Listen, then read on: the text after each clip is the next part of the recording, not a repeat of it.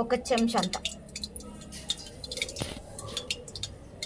ఒక చెంచా కారము, దానికి తగినంత ఉప్పు. ఉప్పు కారం మనకు తగినంత. ఇప్పుడు దీనిలోనే ఒక చెంచా కొబ్బరి మిక్సీ పట్టుకున్నామండి మేము.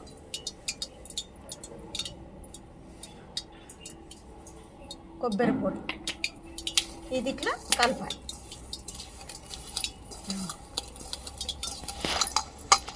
ఇట్లా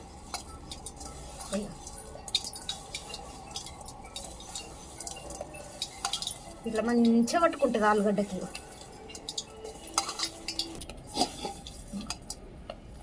మంచిగా పట్టింది చూడు. కొబ్బరి పొడి, కారము, ఉప్పు అంతే, దీనిలో ఏం లేదు ఇక.